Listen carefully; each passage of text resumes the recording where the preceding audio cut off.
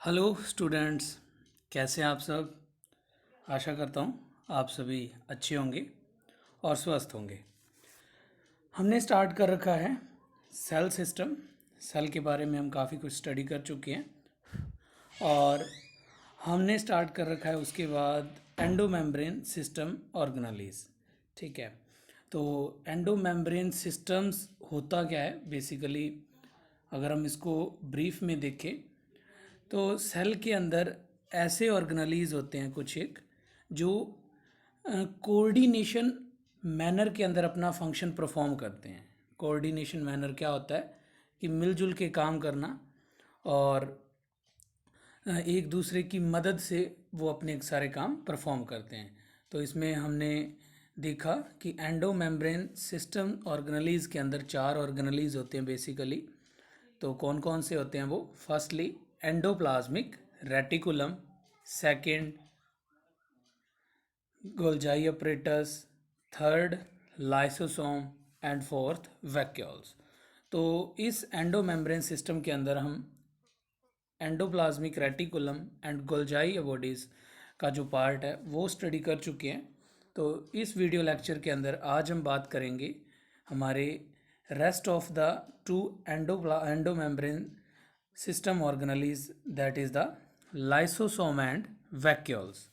तो क्या होते हैं लाइसोसोम एंड वैक्यूल्स, तो आज हम उनके बारे में कंप्लीट पढ़ेंगे कि इनका फंक्शन क्या है, क्या क्या है इनके अंदर और इनकी सेल को क्यों नीड है, सेल में ये क्या अपना इम्पोर्टेंट रोल प्ले कर रहे हैं, आज हम उसके बारे में पढ़ेंगे।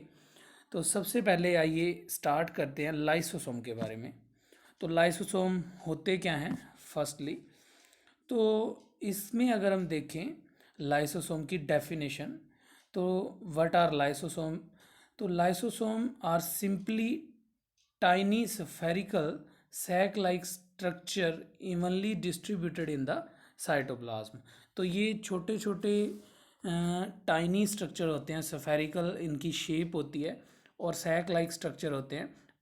मींस सैक लाइक कि अंदर से होल होते हैं, अंदर एंजाइम, अंदर कुछ मटेरियल प्रेजेंट होता है और बाहर उसकी कवरिंग प्रेजेंट होती है। ठीक है, लाइक एज ए बैग। ठीक है, एंड ये जो स्ट्रक्चर है लाइसोसोम्स छोटे छोटे, ये वाले स्ट्रक्चर सारे के सारे साइटोप्लाज्म में इवनली डिस्ट्रीब्यूटेड होते हैं, किसी एक जगह पे फिक्स नहीं होते। सेल साइटोप्लाज्म के अंदर मींस मूव करते रहते हैं साइटोप्लाज्म के साथ साथ और पूरे के पूरे साइटोप्लाज्म के अंदर डिस्ट्रीब्यूटेड होते हैं। ठीक है, एंड ये जो लाइसोसोम्स होते हैं इनकी हम फॉर्मेशन का प्रोसेस देखें तो ये बेसिकली जो गोल्जाई अपरेटस होते हैं इनके ट्रांस फेज से, ठीक है, जो मैच्योरिंग फेस भी जिसे हम बोलते हैं ट्रांस फेस को, वहाँ से ये बनते हैं, वहाँ से इनकी जो प्रोडक्शन है वो की जाती है और इस टाइप से ये हमारे पास लाइसोसोम एक tiny spherical sac like structure होते हैं। ठीक है, जिनके अंदर कुछ एक मटेरियल फिल होता है, एंजाइम फिल्स होते हैं जो सेल के अंदर इम्पोर्टेंट जो फंक्शन है वो प्ले करते हैं। तो आगे हम देखते हैं कि जो इनकी जो प्रोडक्शन है लाइसोसोम की वो कैसे होती है। तो यहाँ पे आप देख सकते हैं कि जो गोल्जाई अपरेटस है इसके ट्रांसफेस से, ये वाला इसका जो ट्रांसफेस है, इसके हमने दो फेसेस स्टडी किए हुए हैं बेसिकली गोल्जाई अपरेटस की। फर्स्टली सिस फेस, ठीक है, यहाँ पे सिस फेस होता है एंड इसके अपोजिट वाले को हम ट्रांस फेस बोलते हैं एंड इसे हम मैच्योरिंग फेस भी बोलते हैं ट्रांस फेस को। और यहाँ से जो लाइसोसोम्स हैं उनकी प्रोडक्शन होती है। ठीक है, यहाँ से लाइसोसोम बनते हैं, छोटे से टाइनी स्ट्रक्चर्स यहाँ से अलग हो जाएंगे और लाइसोसोम की फॉर्मेशन करेंगे। ठीक है, तो इस टाइप से ये हमारे पास लाइसोसोम का फॉर्मेशन प्रोसेस कि कैसे वो गोल्जाई बॉडीज से पैदा हो रहे हैं, कैसे बन रहे हैं। ठीक है, इसके बाद हम इसके फंक्शंस को देखते हैं कि लाइसोसोम के फंक्शन क्या हैं बेसिकली।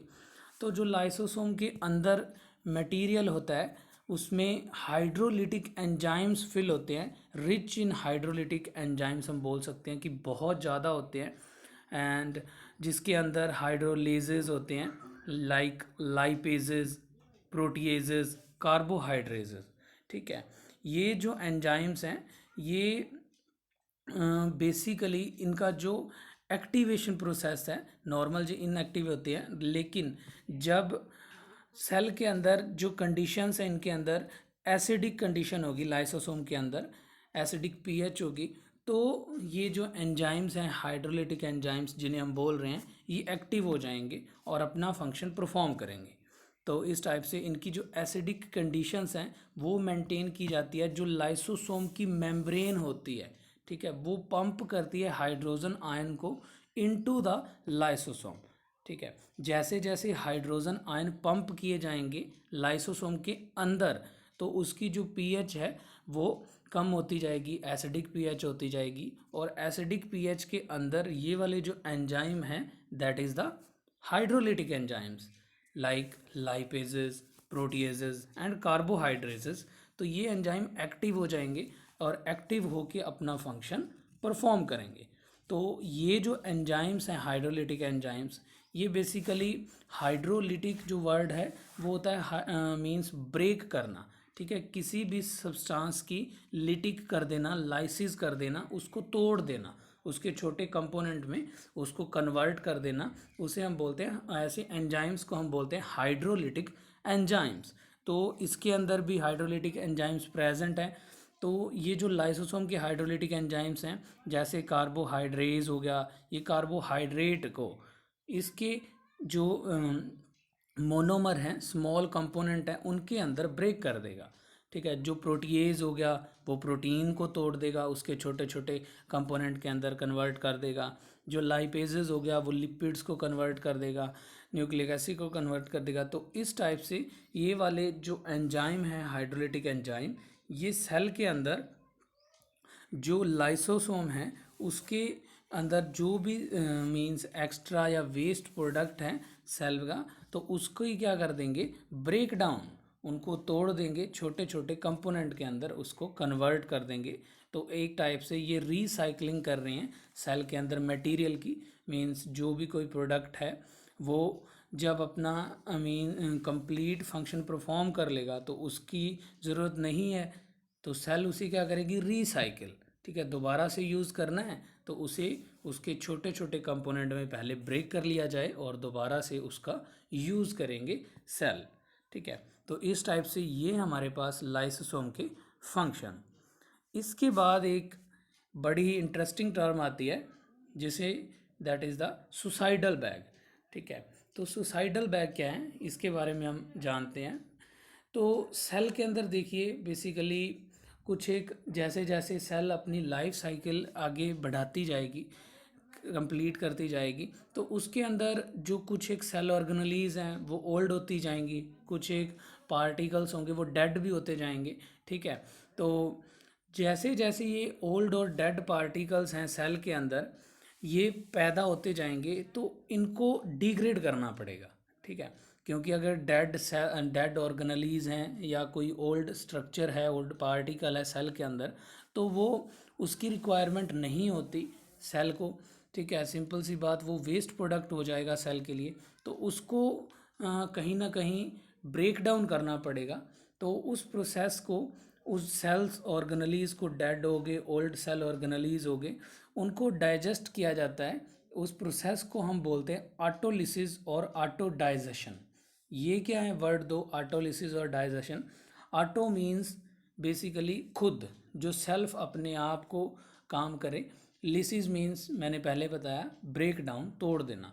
तो ऑटोलिसिस मीन्स खुद के जो कंपोनेंट हैं, खुद के जो सेल ऑर्गेनेलीज हैं उनकी लिसिस कर देना। ठीक है, क्यों, क्योंकि वो जो सेल ऑर्गेनेलीज हैं वो डेड हो चुकी हैं या ओल्ड हो चुकी हैं, या फिर वो अपना फंक्शन परफॉर्म नहीं कर रही किसी भी वजह से, सिंपल सी बात वेस्ट है, तो उनकी लिसिस करनी पड़ेगी। इस प्रोसेस को हम बोलेंगे ऑटोलिसिस या फिर ऑटोडाइजेशन। डाइजेशन भी ब्रेक डाउन होता है, लार्ज कॉम्प्लेक्स जो सब्सटेंसेस होते हैं बड़े बड़े, उनको एक छोटे सब्सटेंस के अंदर कन्वर्ट करना, उसे हम बोलते हैं डाइजेशन। एंड इसी टाइप से ऑटो मीन सेल्फ, तो ऑटो डाइजेशन हो गया। तो ये जो extra waste dead old cell organelles हैं उनकी डाइजेशन के प्रोसेस को हम बोलते हैं ऑटोलिसिस और ऑटोडाइजेशन। तो खुद कर रहे हैं, ये जो प्रोसेस है ऑटोलिसिस और ऑटोडाइजेशन का, ये सेल के अंदर जो लाइसोसोम होता है वो रेगुलेट करता है। तो इसलिए हम लाइसोसोम को सुसाइडल बैग्स भी बोलते हैं, क्योंकि सुसाइड जो मतलब सुसाइडल जो वर्ड है ये भी दो वर्ड से मिलके बना है। साइडल वर्ड जो पीछे वाला है CIDAL, साइडल मीन्स होता है डेथ, ठीक है, किल करना, और सू मतलब खुद को, ठीक है। तो सुसाइडल बैग्स मतलब एक ऐसे बैग जो खुद के ही सेल ऑर्गेनलीज को, उसी सेल के ही सेल ऑर्गेनलीज को ख़त्म कर रहा है। तो इसीलिए हम लाइसोसोम को सुसाइडल बैग्स भी बोलते हैं। इसका अनदर नेम हो गया सुसाइडल बैग्स, ठीक है। तो यहाँ पे आप देख सकते हैं कि जैसे जो डाइजेस्टिंग सेल ऑर्गेनलीज हैं, तो माइटोकॉन्ड्रिया है फॉर एग्जांपल इसके अंदर। तो जब ये ओल्ड हो जाएगा या फिर अपना फंक्शन परफॉर्म नहीं कर रहा है, इसके अंदर कोई दिक्कत आती है, तो जो लाइसोसोम्स हैं ये देखिए उसको उसके ऊपर अपने जो एंजाइम्स हैं वो सिक्रीट कर रहे हैं और उसको डाइजेस्ट कर रहे हैं, ठीक है। तो इस टाइप से ये है हमारे पास सुसाइडल बैग्स, जैसे जो लाइसोसोम्स हैं एज ए एक्ट करते हैं सुसाइडल बैग्स पे, ठीक है। तो ये था हमारे पास लाइसोसोम के बारे में। आगे हम पढ़ेंगे last one, endomembrane system organelle, that is the vacuole, ठीक है। तो क्या होते हैं वैक्यूल्स, इसके बारे में अगर हम देखें पहले सबसे, तो वैक्यूल एक मेम्ब्रेन बाउंड स्पेस होता है साइटोप्लाज्म के अंदर, ठीक है। तो जब हम सेल को जो इलेक्ट्रॉन माइक्रोस्कोप है उसके अंदर सीन करते हैं, देखेंगे, तो उसके अंदर हमें एक ऐसा स्पेस दिखेगा, मेम्ब्रेन बाउंड होगा, लेकिन खाली स्पेस दिखेगा हमें बेसिकली, तो उसे हम बोलते हैं वैक्यूल। और इसके अंदर क्या होता है, इस स्पेस के अंदर बहुत बड़ा एक स्पेस है साइटोप्लाज्म के अंदर, तो उस स्पेस के अंदर वाटर है, सैप प्रेजेंट है, एक्सक्रीटरी प्रोडक्ट्स प्रेजेंट हैं, और भी अदर मटेरियल प्रेजेंट होते हैं जो सेल के लिए कोई यूज़फुल नहीं रह चुके, सिंपल जो वेस्ट प्रोडक्ट है, ठीक है, जो सेल के लिए अब कोई ज़रूरत के नहीं है, उनको उस वैक्यूल के अंदर पाया जाता है। एंड इसे हम मीन सेकंड टर्म में बोल सकते हैं कि सेल का जो भी वेस्ट प्रोडक्ट है, ठीक है, वेस्ट सब्सटेंसेस हैं, उनको सेल एक सेल ऑर्गेनली के अंदर पैक करता रहता है। क्योंकि अगर वेस्ट प्रोडक्ट जो सही काम कर रही हैं सेल ऑर्गेनलीज उनके बीच में जाएगा, तो उनका जो फंक्शन है उसको चेंज कर देगा, उसके फंक्शन में गड़बड़ी करेगा, ठीक है। तो ऐसा ना हो इसके लिए सेल के अंदर नेचर ने एक नई सेल ऑर्गेनली बनाई है जिसे बोलते हैं वैक्यूल, ठीक है। उसके अंदर जो वेस्ट प्रोडक्ट हैं वो पैक कर दिए जाते हैं, एंड इसे हम सेकंड नाम भी देते हैं, that is the SAP vacuole, ठीक है। कि ऐसे वैक्यूल जिसके अंदर जो सैप है वो प्रेजेंट होता है, मतलब वाटर हो गया और भी जो एक्स्ट्रा वेस्ट प्रोडक्ट होते हैं वो उसके अंदर पाए जाते हैं, ठीक है। तो ये होता है हमारे पास सेल के अंदर वैक्यूल। जो प्लांट सेल होते हैं बेसिकली इनके अंदर जो वैक्यूल होता है वो सेल का 90% वॉल्यूम तक पाया जाता है, मतलब उसका जो सेल के अंदर वैक्यूल है वो 90% वॉल्यूम ऑक्यूपाई करेगा। सिंपल सी बात कि वैक्यूल का साइज़ बहुत बड़ा है, ठीक है। तो इनकी एक हमने बात की थी, ये प्लांट सेल के अंदर एक करेक्टरिस्टिक्स फीचर भी होता है कि जो वैक्यूल्स होते हैं वो एक मेम्ब्रेन बाउंड होते हैं, सेमी परमेबल मेम्ब्रेन होती है जो कि जिसे हम बोलते हैं टोनोप्लास्ट, ठीक है। तो ये जो टोनोप्लास्ट मेम्ब्रेन होती है ये वैक्यूल की मेम्ब्रेन है और in case of plant cell के अंदर ही पाई जाती है। तो इन मेम्ब्रेन का क्या फंक्शन है, बेसिकली ये ट्रांसपोर्ट करती है आयंस को जो कि वैक्यूल के अंदर शिफ्ट किए जाने हैं, ठीक है। हमने उसमें जो सेल मेम्ब्रेन का हमारा टॉपिक था उसमें स्टडी किया था कि जो सेल मेम्ब्रेन होती है टोनोप्लास्ट के बारे में भी हमने देखा कि वो उनका फंक्शन रहता है ट्रांसपोर्ट ऑफ आयंस का भी, ठीक है। जैसे डिफ्यूज़न हमने पढ़ा था, थोड़ा सा ऑस्मोसिस के बारे में, एक्टिव ट्रांसपोर्ट, पैसिव ट्रांसपोर्ट।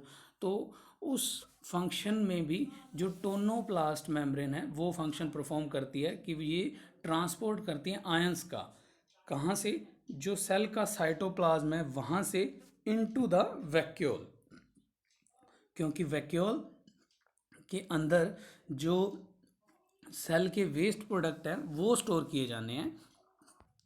तो उसके लिए जो वैक्यूल्स हैं वो जो भी सेल के अंदर वेस्ट प्रोडक्ट है, वाटर हो गया, एक्सक्रीटरी प्रोडक्ट्स हो गए, तो उनको against the concentration gradient, because जो वैक्यूल है उनके अंदर धीरे धीरे जैसे जैसे सेल का जो साइज़ इंक्रीज़ होगा या उनकी लाइफ कंप्लीट होती जाएगी, तो उसका जो वैक्यूल का साइज़ है वो बढ़ता जाएगा। एंड क्योंकि उसके अंदर जो वेस्ट प्रोडक्ट हैं वो फिल किए जाएंगे तो साइज़ उसका बढ़ता जाएगा। इसलिए अगेंस्ट द कंसंट्रेशन मतलब एक्टिव ट्रांसपोर्ट की हेल्प से हो गया ये वाला जो प्रोसेस हो गया, अगेंस्ट द कंसंट्रेशन ग्रेडियंट जा रहे हैं कि जो साइटोप्लाज्म है उसके अंदर जो वेस्ट प्रोडक्ट है उनकी अमाउंट कम है और जो वैक्यूल्स हैं उनके अंदर पहले से ही ज़्यादा है, फिर भी जो अगेंस्ट द एक्टिव जो अगेंस्ट द कंसंट्रेशन ग्रेडियंट है वो प्रोसेस चलेगा, मतलब एक्टिव ट्रांसपोर्ट होगा इस मेम्ब्रेन के अंदर with the help of ATP, energy की रिक्वायरमेंट रहेगी और साइटोप्लाज्म से जो वेस्ट प्रोडक्ट है वो चला जाएगा वैक्यूल के अंदर और उसके अंदर स्टोर करता जाएंगे। ठीक है, तो इस टाइप से जो वैक्यूल है ये बेसिकली वेस्ट प्रोडक्ट को स्टोर करने का कार्य करता है और सेल के फंक्शन में हेल्पफुल रहता है। ठीक है, क्योंकि अगर सेल के अंदर साइटोप्लाज्म के अंदर जो वेस्ट प्रोडक्ट हैं वो पड़े रहेंगे तो सेल का जो फंक्शन है वो कंप्लीट नहीं हो पाएगा, उसमें गड़बड़ी आ सकती है और इसलिए नेचर ने वैक्यूल्स की फॉर्मेशन की है। नेक्स्ट है हमारे पास टाइप ऑफ वैक्यूल्स। ठीक है, तो इनके अलग अलग फंक्शन हो सकते हैं वैक्यूल्स के, तो उसके बेस पे इनके बेसिकली 2 to 3 टाइप्स माने जाते हैं। तो आइए हम उनके बारे में पढ़ते हैं, उनके बारे में देखते हैं क्या क्या होते हैं, कौन कौन से टाइप हैं। तो first is the contractile vacuole. ठीक है, तो ये जो कॉन्ट्रैक्टाइल वैक्यूल होता है ये बेसिकली अमीबा के अंदर हमें देखने को मिलता है एंड इसका जो मेन फंक्शन है ये एक्सक्रीशन में हेल्प करता है। मीन सेल का जो भी नाइट्रोजीनियस वेस्ट प्रोडक्ट होंगे वो इस वैक्यूल के अंदर स्टोर होते जाएंगे और उसके बाद ये बाहर निकल जाएगा सेल से। तो इस टाइप से ये सेल के एक्सक्रीशन में हेल्प करता है, अमीबा में जो भी उसके वेस्ट प्रोडक्ट हैं उसको रिमूव करने में हेल्प करते हैं। ठीक है, सेकंड टाइप के जो वैक्यूल्स हैं ये काफ़ी सारी सेल्स के अंदर हमें देखने को मिलते हैं, जैसे प्रोटिस्ट हो गया, अमीबा हो गया। ठीक है, प्रोटोजोन्स के अंदर हमें देखने को मिलते हैं, तो इन्हें हम बोलते हैं फूड वैक्यूल। तो फूड वैक्यूल बेसिकली ये वाले जो वैक्यूल हैं ये बनते हैं जब भी कोई जो प्रोटिस्ट का सेल है ये कोई भी फूड जो पार्टिकल है उसको एनगल्फ करेंगे। ठीक है, एनगल्फ करना मतलब अंदर लेके आना, तो एक नया वैक्यूल बन जाएगा एक छोटा सा जिसे हम नाम देते हैं फूड वैक्यूल। ठीक है, तो ये वाले जो वैक्यूल हैं ये बेसिकली फूड को स्टोर कर रहे हैं, फूड को अंदर लेके आ रहे हैं सेल के अंदर। ठीक है, और उसके बाद जो सेल है उसका डाइजेशन करेगी फूड का और उससे एनर्जी लेगी। ठीक है, तो इस टाइप से ये हमारे पास second type of vacuole that is the food vacuole. And last है इसमें हमारे पास third that is the gas vacuole. तो गैस जो वैक्यूल है ये बेसिकली मेम्ब्रेन लेस वैक्यूल होते हैं एंड इनके अराउंड कोई भी मेम्ब्रेन प्रेजेंट नहीं होती। एंड ये वाले जो वैक्यूल्स हैं ये प्रोकैरियोटिक सेल्स के अंदर हमें देखने को मिलते हैं, बैक्टीरियाज हो गए एंड जो साइनोबैक्टीरिया, ब्लू ग्रीन एल्गी, उनके अंदर हमें बेसिकली ये वाले जो वैक्यूल हैं वो देखने के लिए मिलते हैं। एंड यहाँ पे आप देखिए ये रहा गैस वैक्यूल। तो जो गैस वैक्यूल है ये एक मेम्ब्रेन लेस है सेल ऑर्गेनली और ये बायोन्सी में हेल्प करती है कि सेल को बायोन्स करती है, उसको थोड़ा लाइट रखती है। जो भी अगर किसी कंडीशन में वाटर वगैरह में जब प्रेजेंट होते हैं तो इसकी बायोन्सी हो जाती है, तैर सकते हैं इजीली से। तो इस टाइप में ये बायोन्सी में हेल्प करते हैं और मेम्ब्रेन लेस वैक्यूल होते हैं जिसे हम नाम देते हैं गैस वैक्यूल। गैस वैक्यूल मतलब बेसिकली वैक्यूल हो गया कोई भी ऐसा जो हम बात करें भी स्पेस जिसके अंदर कुछ सेल फिल कर रही है। तो वैक्यूल मीन्स ऐसा कोई स्पेस जिसके अंदर सेल कुछ भी फिल कर रही है। गैस, गैस मतलब हवा उसके अंदर है, गैस लाइक। और जहाँ पे भी जैसे कोई एक फ्री स्पेस के अंदर जब गैस प्रेजेंट होती है तो वो वाला जो सरफेस है वो उसका वेट हल्का हो जाता है और वो बायोंसी में हेल्प करता है, मतलब तैर सकता है इजीली, ऊपर उठ जाता है। जैसे हम उस वैक्यूल को बोलेंगे gas vacuole. And food vacuole में जो वैक्यूल है उसके अंदर फूड आएगा, और कॉन्ट्रैक्टाइल वैक्यूल में बेसिकली ये एक्सक्रीशन में हेल्प करेंगे और सेल के इंपॉर्टेंट फंक्शंस कैरी करेंगे। ठीक है, तो ये था हमारे पास एंडो मेम्ब्रेन सिस्टम ऑर्गेनेलीज जो हमने कंप्लीट 3 वीडियोज़ लेक्चर के अंदर कवर किए हैं। एंडो मेम्ब्रेन से एंडोप्लाज्मिक रेटी एंडो मेम्ब्रेन सिस्टम के अंदर एंडोप्लाज्मिक रेटिकुलम, फिर गोल्जाई अपरेटस, और आज हमने लाइसोसोम और जो वैक्यूल्स हैं उनकी स्टडी की। तो इस टाइप से ये जो सेल के एंडो मेम्ब्रेन सिस्टम ऑर्गेनेलीज हैं वो हमारे कंप्लीट होते हैं, और नेक्स्ट हम आगे उसको कैरी करेंगे सेल ऑर्गेनेलीज के फंक्शंस को। तो thank you for watching this video.